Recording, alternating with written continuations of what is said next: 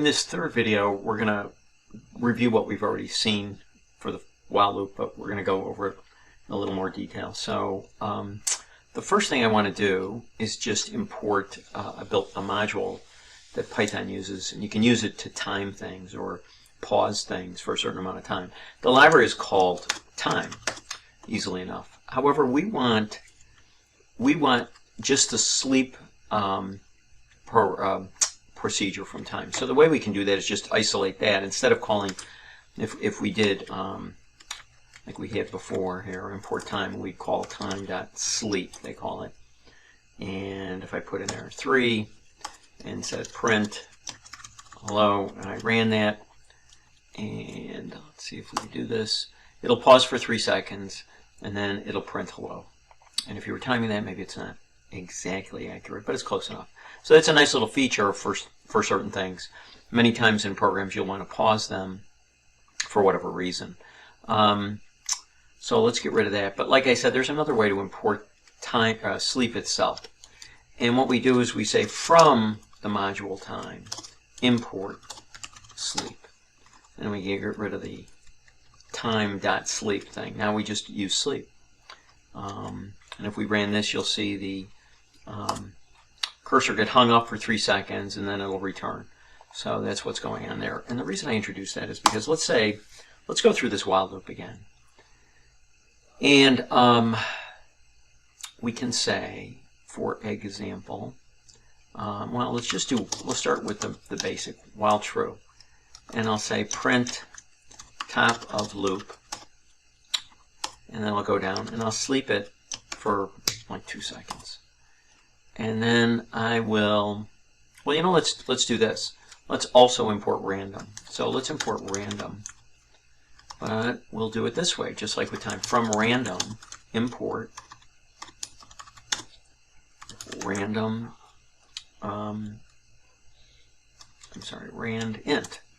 Okay, so now we have that imported. And we're going to, just to see that we're keeping track a little bit, we'll say print rand int, and we'll do between, I don't know, 0 and 10. And then we're going to sleep again for 2 seconds, and then we're going to print bottom of loop. And then we're going to sleep again for 2 seconds, and I'll just duplicate that and move it down. So this will tell us we're in the bottom of the loop. And this will tell us when we're at the top of the loop. This will be at the bottom of the loop. And you'll see it just circulates, and we'll see that it circulates with a different integer every time. So clear that out, and we say Python while loop. We're at the top of the loop.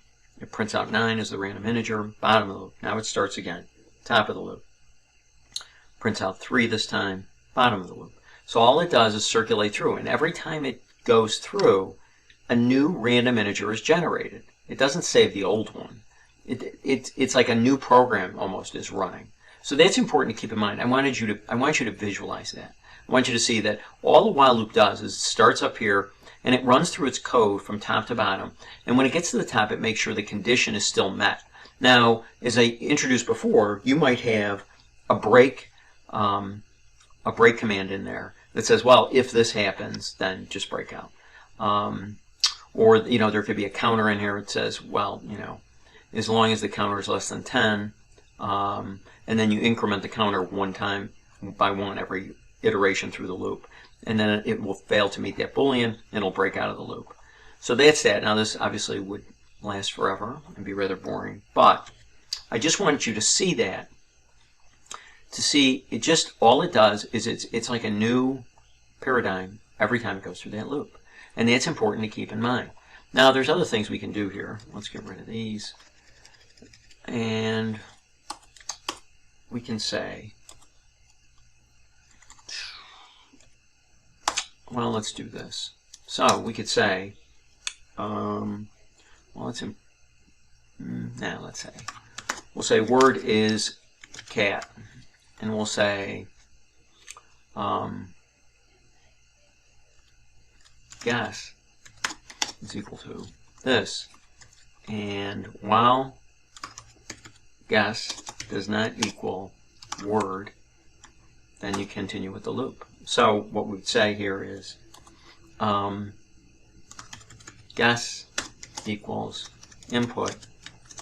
What's the word? You'd say Greece is the word. Okay. Now that'll run as long as guess does not equal the word. So we'll do a print statement down here. Put a little comment. Print loop is finished. All right. So now let me clear this out, and we'll do this. What's the word? And if I put Greece is the word, what's the word? Dog is the word. Now what's the word? And then if I finally enter cat, we get out of it. But here, this condition, it wasn't a number, but it was a Boolean. Is it the same as the word? And you can actually do a lot with this, getting user input and then determining certain things. And the great thing about user input, this is, it seems like a rather cheap thing to do, but it's actually very helpful because you can see, with input you can, have sort of a pseudo data coming in, and you can do a lot with that. You can test out code that way.